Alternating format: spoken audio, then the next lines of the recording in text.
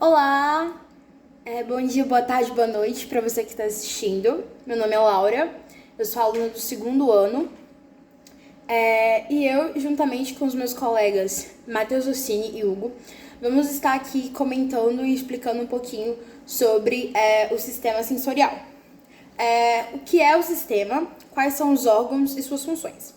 Bom, o sistema sensorial, ele integra uma parte do sistema nervoso e é formado por um conjunto de órgãos que apresentam receptores sensoriais capazes de identificar e transmitir os estímulos. Os órgãos sensoriais, pele, língua, olhos, nariz e ouvidos, são responsáveis respectivamente pelos sentidos sensoriais, tato, paladar, visão, olfato e audição.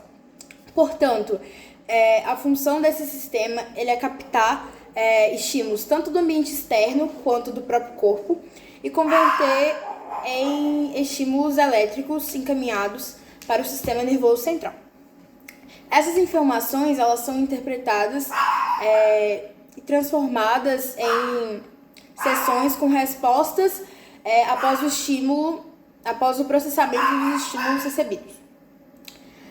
São exemplos de tipos de estímulos captados pelo sistema sensorial: o toque, a pressão, a temperatura, substâncias químicas, luz e calor.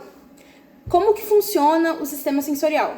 O sistema nervoso central ele é formado pela medula espinhal e o encéfalo. Esse último, que é o encéfalo, ele recebe informações captadas de receptores nos órgãos sensoriais. Os receptores eles podem ser formados por terminações nervosas dos neurônios, células do sistema nervoso e por por células epiteliais especializadas e são classificados em 3 tipos. Nós temos os esteroreceptores, interoreceptores e proprioreceptores. Eu vou explicar um pouquinho sobre cada um deles. Esteroreceptores, eles captam estímulos externos ao corpo, como frio, calor e pressão. Interoreceptores, eles captam estímulos internos do corpo, como o pH, a pressão arterial e osmótica. Proprioreceptores, eles estão localizados nos estímulos, nos músculos, ligamentos, articulações e tendões, permitindo assim perceber a posição. Fala pessoal, meu nome é Matheus e eu vou falar um pouquinho de o que são as doenças do sistema sensorial e como elas ocorrem. Então, as doenças do sistema sensorial, elas afetam a forma com que o nosso corpo interpreta as informações adquiridas por meio dos nossos sentidos, que são visão, audição, tato, olfato e paladar. Falando um pouquinho das doenças, nós vamos citar 3,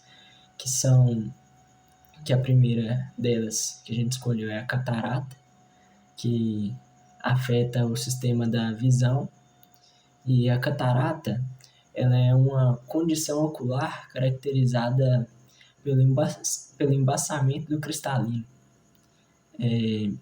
que com o tempo, o agravamento da doença, a visão pode se tornar opaca e influenciar na nitidez da visão.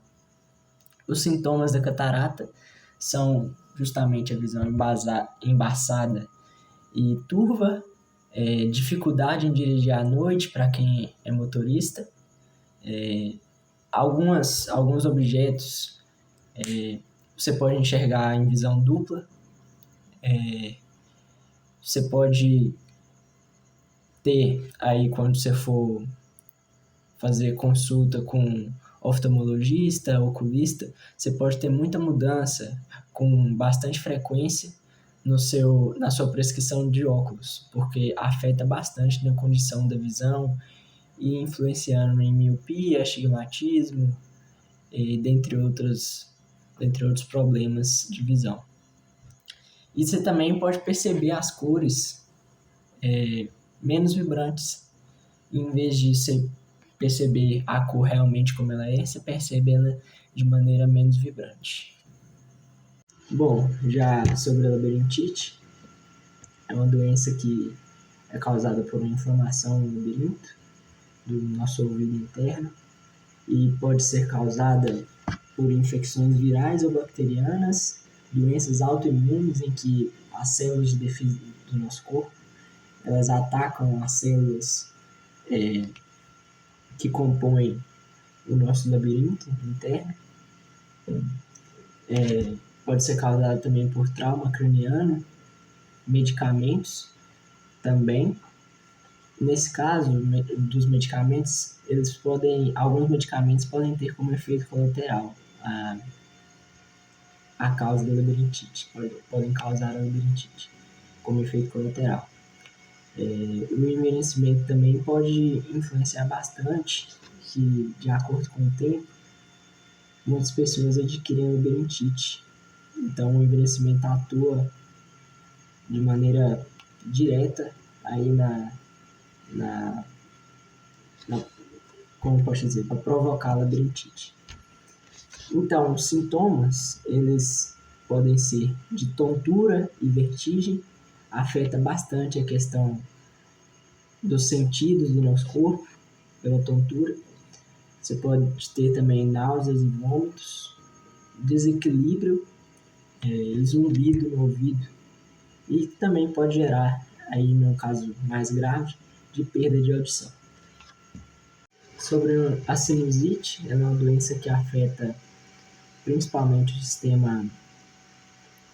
os sentidos do olfato, que ela é causada por vírus, bactérias, fungos ou alergias e resulta em sintomas bastante incômodos para quem tem essa doença.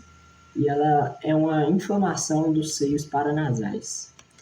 Os sintomas da sinusite eles podem ser congestão nasal, dor facial quando ela está atacada, dor de cabeça, febre, tosse, fadiga, diminuição do olfato e mau hálito. Mas existem também 3 tipos de sinusite que é bom ressaltar. Tem a sinusite aguda, que dura menos de 4 semanas, a subaguda, que dura entre 4 a 12 semanas, e a crônica, que dura mais de 12 semanas. Tá, agora falando um pouquinho sobre uma curiosidade do sistema, é que você sabia que a língua tem uma impressão única e exclusiva, similar à impressão digital? Pois existem papilas gustativas especializadas na percepção de 4 sabores básicos: o doce, o amargo, o azedo e o salgado. Cada tipo de papila se localiza numa região específica da língua. Bom, e para finalizar o nosso trabalho, eu vou falar um pouquinho sobre o tratamento e a prevenção da catarata, da labirintite e da sinusite. A catarata é tratada por meio de cirurgia, na qual a lente natural do olho, opaca, é substituída por uma lente artificial. A cirurgia da catarata é um procedimento seguro e eficaz, com alta taxa de sucesso. Não há como prevenir a catarata relacionada à idade, porém, há algumas medidas que podem ajudar a retardar o desenvolvimento. O uso de óculos de sol com proteção UV, manter uma dieta saudável, não fumar, ter o controle do diabetes e exames oftalmológicos regulares. A labirintite pode ser tratada com medicamentos para tontura, corticoide, fisioterapia vestibular, em alguns casos, cirurgia.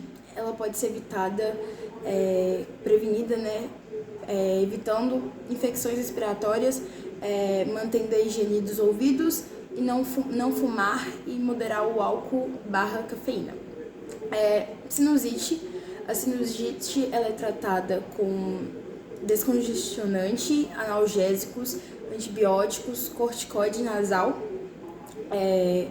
irritação nasal, irrigação nasal E em casos graves é feita uma cirurgia. Para prevenir, a gente precisa manter uma higiene nasal das mãos, higiene nasal e das mãos, evitar contato com doentes, usar umidificador e tratar as alergias.